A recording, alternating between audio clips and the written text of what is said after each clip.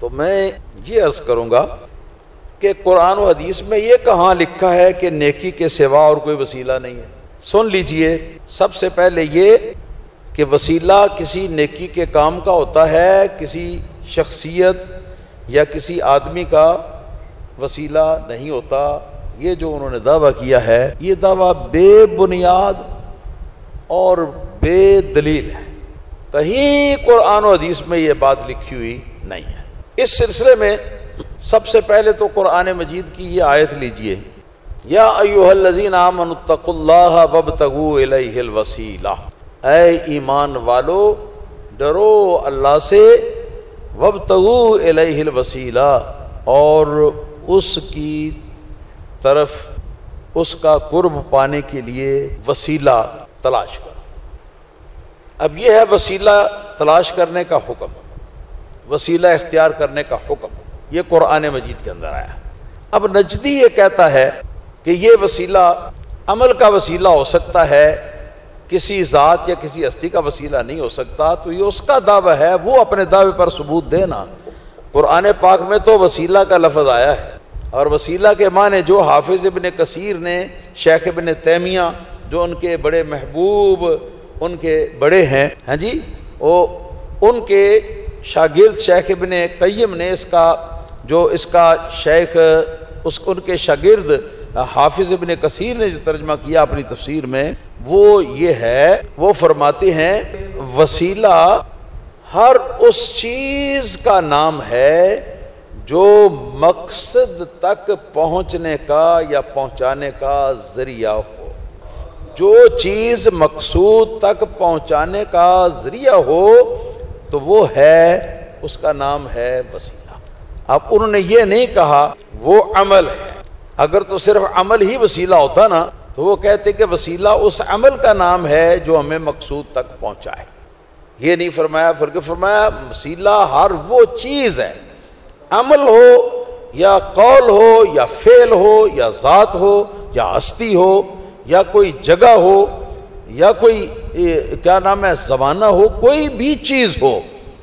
کہ جو ہمیں ہمارے مقصود تک پہنچانے کا ذریعہ بنے، اس کا نام ہے وسیلہ۔ تو اس کے اندر عموم آیا ہے، اللہ پاک نے یہ عام فرمایا اور مطلق فرمایا ہے وسیلے کا لفظ، اس کے اندر یہ قید لگانا کہ صرف جو عمل ہے وہ وسیلہ ہو سکتا ہے، جو ہستی اور شخصیت اور ذات ہے وہ وسیلہ نہیں ہو سکتی، یہ اللہ تعالی وحدہ لا شریک کے کلام کے اندر اپنی طرف سے یہ قدغن لگانا ہے، اپنی طرف سے یہ قید لگانا ہے۔ تو ایسے شخص کو اپنے بدعقیدگی کی بنا پر اپنے بد خاتمے اور بد انجام سے ڈرنا چاہیے۔ اور ہمارے پاس دلیل ہے اس بات کی کہ وسیلہ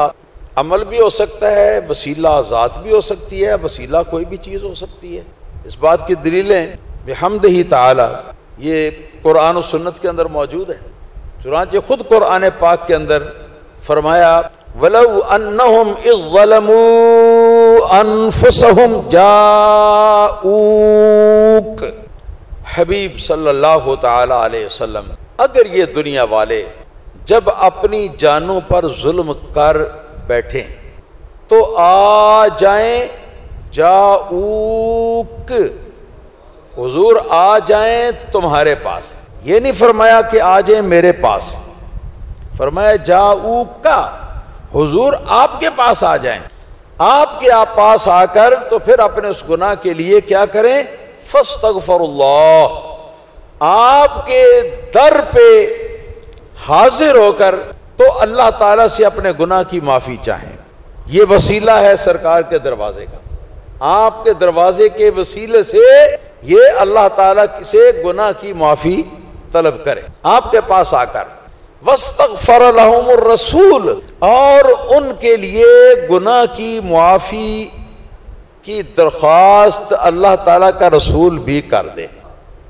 لوجد اللہ تواب الرحیم، تو یقیناً وہ پا لیں گے اللہ تعالیٰ کو اس حال میں کہ وہ بہت بہت توبہ قبول کرنے والا ہو اور بہت بہت مہربانی فرمانے والا ہو۔ تو یہاں پر رسول اللہ صلی اللہ علیہ وسلم کا وسیلہ مغفرت کے حصول کے لیے اللہ پاک نے بتلایا ہے اور اس کی طرف رہنمائی فرمائی ہے۔ یہاں اسی آیت کریمہ کے تحت حافظ ابن کثیر نے یہ ایک واقعہ لکھا ہے، شیخ عتبی کا واقعہ ہے، اور حقیقت میں یہ 3 واقعات ہیں الگ الگ، جن کو محدثین نے الگ الگ بیان کیا ہے۔ انہوں نے شیخ عتبی کا کے حوالے سے یہ واقعہ بیان کیا ہے کہ رسول اللہ صلی اللہ تعالی علیہ وسلم کی وفات ہو چکی، سرکار کی وفات کے بعد ایک اعرابی، یعنی جنگل کا رہنے والا، گاؤں کا رہنے والا ایک اعرابی جو ہے وہ حاضر ہوا۔ حاضر ہو کر تو اس نے پوچھا کہ میں رسول اللہ صلی اللہ تعالی علیہ وآلہ وسلم سے ملاقات کرنا چاہتا ہوں۔ تو لوگوں نے بتایا کہ افسوس کہ حضور تو پردہ فرما چکے ہیں اس دنیا سے، ابھی چند روز ہوئے ہیں۔ تو وہ اعرابی جو ہے وہ کہنے لگا کہ اچھا تو پھر فدلونی علی قبرہ، تو سرکار کی قبر مبارک کی طرف مجھے رہنمائی کرو، میری رہنمائی کرو کہ سرکار کی قبر مبارک کہاں ہے۔ جب کہ سرکار کی قبر پر پہنچا تو شیخ عتبی فرماتے ہیں وہ شخص قبر شریف پر حاضر ہو کے تو اس نے سلام عرض کیا۔ سلام عرض کرنے کے بعد عرض کیا کہ حضور، اللہ پاک نے قرآن کے اندر جو آپ پر نازل کیا ہے، ارشاد فرمایا ہے وَلَوْ أَنَّهُمْ إِذْ ظَلَمُوا أَنفُسَهُمْ جَاءُوكَ، کہ اگر یہ دنیا والے اپنی جانوں پر ظلم کر بیٹھیں تو یہ حضور آپ کے پاس آ جائیں، فَاسْتَغْفَرُوا اللَّهَ، آپ کے پاس آ کر آپ کے قرب کے وسیلے سے یہ اللہ تعالیٰ سے اپنے گناہ کی معافی مانگیں، وَاسْتَغْفَرَ لَهُمُ الرَّسُولُ، پھر رسول صلی اللہ علیہ وسلم بھی اس گناہ کی معافی کا اشارہ اللہ تعالیٰ کی بارگاہ میں عرض کر دیں، لَوَجَدُ اللَّهَ تَوَّابًا رَحِيمًا، تو یقیناً وہ اللہ تعالیٰ کو بہت توبہ قبول فرمانے والا اور مہربانی فرمانے والا پا لیں گے۔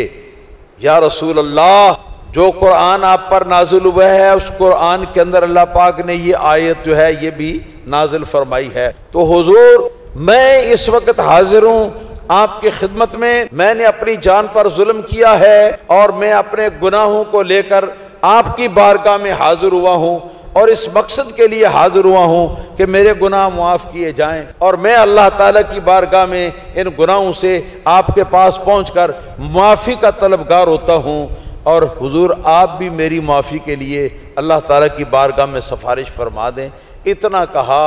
اور اس کے بعد کچھ دیر تک وہ اپنے آپ کو سرکار کی قبر مبارک کے ساتھ چمٹا کر تو وہ روتا رہا، لگتا ہے کہ جیسے کوئی محروم کوئی ہو جاتا ہے یا مایوس ہو جاتا ہے نا کسی بات سے، اس طرح مایوس ہونے کے بعد اٹھ کے وہاں سے چل دیا۔ اتنے میں شیخ عتبی فرماتے ہیں میں سو رہا تھا، سرکار خواب میں میرے پاس تشریف لائے اور فرمایا کہ یا عتبی، اے عتبی اٹھ، فَأَدْرِكِ الْأَعْرَابِيَّ، جا اس اعرابی کے پیچھے جا اور اس کو جا کے پالے، اور ابشر ہو بِأَنَّ اللَّهَ تَعَالَى قَدْ غَفَرَ لَكَ، اس کو میری طرف سے خوشخبری سناؤ کہ سرکار یہ فرماتے ہیں کہ تجھے خوشخبری ہو کہ اللہ تعالیٰ نے تیرے گناہوں کو معاف کر دیا ہے۔ تو یہ شیخ عتبی جو ہیں یہ اٹھ کے بھاگے اس کے پیچھے اور جا کے اس کو پکڑا اور اس کو روک کر اس کو یہ خوشخبری سنائی ہے جی، اور وہ جاتے وقت یہ الفاظ اپنی زبان پر پڑھ رہا تھا، یا خیر من دفنت بالقاع اعظمہ فطاب من طیب ہن القاع والاکم، یا خیر من دفنت بالقاع اعظمہ، اے بہترین، سب سے بہترین وہ ہستی کہ جس ہستی کا وجود اقدس جو ہے اس کو اس میدانی علاقے کے اندر قبر کے اندر دفن کیا گیا ہے، تو حضور کی وجود پاک کی خوشبو کی وجہ سے یہ یہاں کے میدان بھی خوشبودار ہو چکے ہیں، اور یہاں کے ٹیلے اور پہاڑ جو ہیں وہ بھی مہک اٹھے ہیں۔ نفس الفداء لقبر انت ساکنہ، میری جان حضور آپ کی اس قبر مبارک پر فدا ہو کہ جس قبر مبارک کے اندر حضور آپ سکونت پذیر ہیں. فما فیہ الا العفاف والعفو والعفاف والکرم، کہ اس قبر مبارک کے اندر عفو، عافیت اور کرم و سخاوت کے علاوہ اور کیا ہے. یہ اشعار پڑھے، اور یہ اشعار آج بھی روضہ نبی کریم صلی اللہ تعالی علیہ وسلم کی جالیوں کے اوپر یہ الفاظ جو ہیں یہ لکھے ہوئے موجود ہیں. اس فقیر نے اپنی آنکھوں کے ساتھ بارہا مرتبہ جتنی بار بھی حج کے لیے حاضر ہوا یا عمرہ کے لیے حاضر ہوا تو وہاں پر یہ شعر لکھے ہوئے جو ہے نا وہاں پر موجود پائے ہیں. اسی طرح حدیث پاک کا مشہور واقعہ ہے. یہ حدیث پاک جامع ترمذی میں، سنن ابن ماجہ میں، دلائل النبوہ بیہقی میں، اور اس کے علاوہ صحیح ابن خزیمہ میں، معجم کبیر، معجم اوسط اور معجم صغیر طبرانی میں، اور بہت ساری حدیث کی کتابوں کے اندر یہ حدیث لکھی ہوئی ہے. اور اس حدیث کو نجدیوں کے بڑوں نے بھی صحیح قرار دیا ہے کہ سرکار دو عالم صلی اللہ علیہ وسلم کی خدمت اقدس کے اندر حضرت عثمان بن حنیف رضی اللہ تعالیٰ عنہ، مشہور صحابی ہیں، وہ تشریف فرما تھے، حاضر تھے. وہ فرماتے ہیں کہ ایک اندھا آدمی سرکار کی بارگاہ میں حاضر ہوا. حاضر ہو کر تو عرض کیا کہ یا رسول اللہ صلی اللہ علیہ وسلم، میری آنکھوں سے مجھے نظر نہیں آتا، تو مجھے جانے آنے میں بہت تکلیف ہوتی ہے، تو میرے لیے دعا فرمائیں کہ اللہ تعالیٰ میری نظر بحال فرمائے. سرکار علیہ السلام نے ارشاد فرمایا اگر تم چاہو تو میں تمہارے حق میں دعا کر دوں صرف آخرت کی، اور تم صبر کرو تو یہ تمہارے لیے زیادہ بہتر ہوگا، اور اگر تم چاہتے ہو تو چلو میں آنکھوں کی واپسی کی دعا کرتا ہوں. انہوں نے عرض کیا کہ حضور مجھے بڑی تکلیف ہے نظر نہ ہونے کی وجہ سے، تو میرے لیے نظر کی واپسی کی دعا ہی فرمائیں. تو سرکار نے فرمایا جاؤ جا کے وضو کرو، وضو کرنے کے بعد پھر مسجد کے اندر 2 رکعت نماز پڑھو، اور اس کے بعد ان الفاظ کے ساتھ اللہ تعالیٰ کی بارگاہ میں دعا کرو. اللہم انی اسألک، اے اللہ بے شک میں تیری بارگاہ میں سوال کرتا ہوں، واتوجہ الیک بنبیک محمد صلی اللہ تعالی علیہ وآلہ وسلم نبی الرحمہ، اور میں تیری بارگاہ میں حاضر ہو رہا ہوں تیرے نبی محمد صلی اللہ تعالی علیہ وآلہ وسلم کے وسیلے سے، حضور کے وسیلے سے جو نبی رحمت ہے، پیغمبر رحمت ہے. وَيَا محمد صلی اللہ تعالی، سب پڑھو صلی اللہ تعالی وسلم، انی قد توجہت بک الی ربی فی حاجتی ہذہ، اور اے محمد پاک صلی اللہ تعالی علیہ وآلہ وسلم بے شک میں آپ کے وسیلے سے اپنے رب کی بارگاہ میں حاضر ہوا ہوں، فی حاجتی ہذہ، میرے اس کام کے بارے میں، اس کام کے بارے میں کہ میری نظر درست ہو جائے جی. فتقضیھا لی، تاکہ آپ میری اس حاجت کو میرے لیے پوری فرما دیں. اللہم فشفعہ فیہ، اے اللہ تو حضور کی شفاعت اور حضور کا وسیلہ میرے بارے میں قبول فرما لے. سرکار نے یہ الفاظ بتائے کہ یہ الفاظ کہنا. عثمان بن حنیف رضی اللہ تعالیٰ عنہ فرماتے ہیں ہم یوں ہی اپنی بات چیت کے اندر مصروف تھے، بات چیت کر رہے تھے کہ اتنے میں بڑی جلدی وہ نابینا شخص آ گیا. اب آیا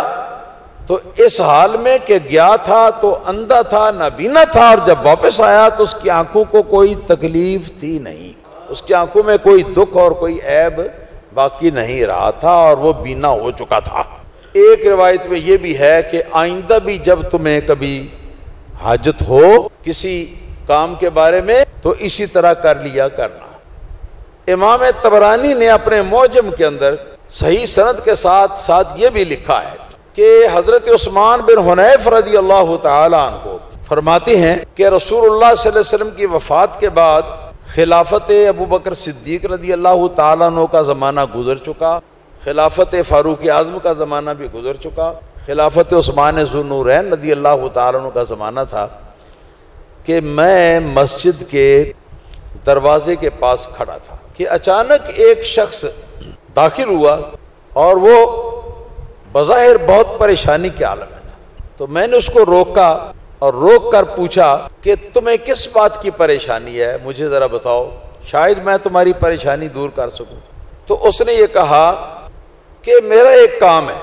امیر المومنین عثمان رضی اللہ تعالیٰ عنہ کے ساتھ، کہ ان کے سوا دوسرا کوئی کر نہیں سکتا، تو تم کیا مدد کر سکو گے میری اس بارے میں؟ میں 2-3 مرتبہ ان کے پاس جا چکا ہوں، اور یہ کہ دروازے کے اوپر جو دربان کھڑا ہے تو اس نے میرے بارے، اس کے ذریعے میں نے پیغام بھی بھیجا ہے، مگر حضرت عثمان ذو النورین رضی اللہ تعالیٰ عنہ 2-3 مرتبہ میں اس کے پاس حاضر ہوا ہوں اور انہوں نے کوئی توجہ نہیں فرمائی، میرا یہ پرابلم۔ تو حضرت عثمان بن حنیف رضی اللہ تعالیٰ عنہ فرماتے ہیں کہ میں نے وہی دعا اس شخص کو بتلائی اور اس کو وہ واقعہ سارا سنایا نبی نے صحابی کا، اور کہا کہ تم بھی 2 نفل پڑھو اور مسجد کے اندر، مسجد وضو کرو اور مسجد کے اندر داخل ہو کر تو 2 رکعت نوافل پڑھو، اور اس کے بعد اس دعا کے ساتھ اللہ تعالیٰ کی بارگاہ میں سوال کرو، اللہم انی اسألک، اے اللہ بے شک میں تجھ سے سوال کرتا ہوں، واتوجہ الیک، اور میں تیری بارگاہ میں حاضر ہوتا ہوں، بے نبی کا محمد صلی اللہ علیہ وآلہ وسلم نبی الرحمہ، تیرے نبی پیغمبر رحمت محمد صلی اللہ علیہ وسلم کے وسیلے سے، ویا محمد، اور اے محمد پاک صلی اللہ تعالی علیہ وسلم، انی قد توجہت بک الی ربی، بے شک میں آپ کے وسیلے سے اپنے رب کی طرف متوجہ ہو رہا ہوں۔ یہ الفاظ تم نے پڑھنے ہیں، ہاں جی، فتقضیھا لی، تاکہ یہ میری حاجت آپ پوری فرما دو، اللہم فشفعہ فی، اے اللہ تو حضور کی شفاعت، آپ کا وسیلہ میرے بارے میں منظور فرمانا، اس کو قبول کر لینا۔ یہ دعا یہ پڑھنے کے لیے سکھائی، اور یہ دعا اس زمانے میں سکھائی جب سرکار پردہ فرما چکے ہوئے تھے، سرکار اپنی قبر اطہر کے اندر موجود تھے، ظاہری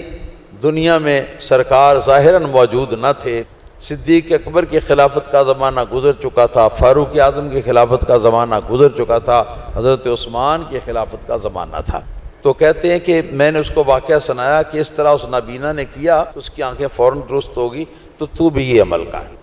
تو کہتے ہیں کہ اس نے میرے کہنے پر عمل کیا، وضو کیا، مسجد میں جا کر 2 رکعت اس نے نفل پڑھے، اور پھر اس کے بعد ان ہی الفاظ کے ساتھ اس نے اللہ تعالیٰ کی بارگاہ میں دعا کی، اور دعا کرنے کے بعد پھر وہ میرے پاس آیا، تو میں نے کہا کہ اب امیر المومنین کی خدمت میں جاؤ۔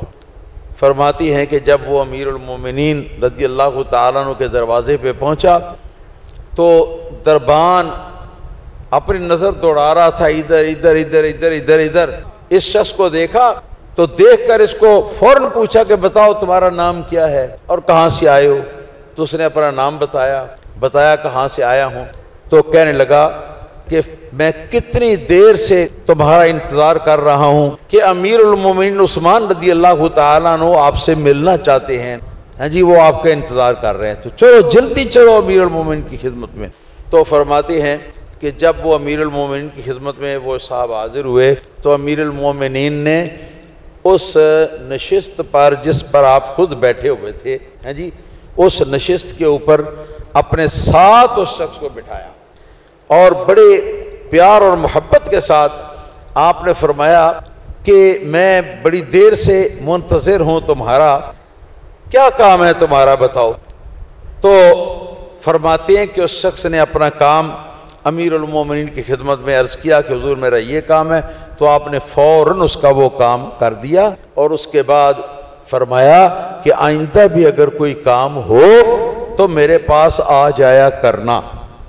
میں تمہارا کام کر دیا کروں گا۔ یہ سارا واقعہ ہوا، اور یہ سارا واقعہ جو ہے حضرت عثمان بن حنیف رضی اللہ تعالیٰ عنہ فرماتے ہیں کہ اس شخص نے میرے پاس واپس آ کے مجھے بتایا اور میرا اس نے شکریہ ادا کیا کہ تم نے امیر المومنین کے پاس میری سفارش کی ہے، کہ تمہاری سفارش کی وجہ سے امیر المومنین نے میری اتنی قدر کی ہے، اتنی میری عزت کی ہے اور میرا کام بھی کیا ہے، مہربانی فرمائی ہے میرے ساتھ۔ تو آپ فرماتے ہیں کہ میں نے کہا کہ میں نے تو کوئی سفارش بیٹا تمہاری نہیں کی، میں تو اپنی جگہ سے ہلا ہی نہیں ہوں، نہ میں نے کوئی سفارش تمہاری کی ہے، یہ تو پھر جن کا وسیلہ تم نے پیش کیا ہے بس انہی کا معاملہ ہے اور امیر المومنین کا معاملہ ہے، مجھے کوئی پتہ نہیں کسی بات کا۔ اور یہ واقعہ سرکار کی وفات کے بعد تو پتہ چلا اس واقعہ سے کہ سرکار کا وسیلہ سرکار کی حین حیات ظاہری کے اندر بھی جائز تھا اور سرکار کی وفات کے بعد بھی سرکار دو عالم صلی اللہ علیہ وسلم کا وسیلہ جائز ہے۔ اور سرکار کے وسیلے کی بات اگر پوچھتے ہو تو میں ان نجدیوں کے بارے میں آپ کو بتاتا ہوں کہ یہ نجدی بھی وسیلہ اختیار کرتے ہیں، اپنی کتابوں کے اندر انہوں نے لکھا ہے۔ چنانچہ سردار وہابیہ نجدیہ نواب صدیق حسن بھوپالی جو ہے، اس کا جب ناطقہ بند کر دیا اہل سنت و جماعت کے علماء زمانہ نے، تو اب پریشان ہو کر تو اس نے ایک قصیدہ لکھا جس کے اندر وہ اپنے بزرگوں سے مدد مانگتا ہے، اور اس قصیدے کا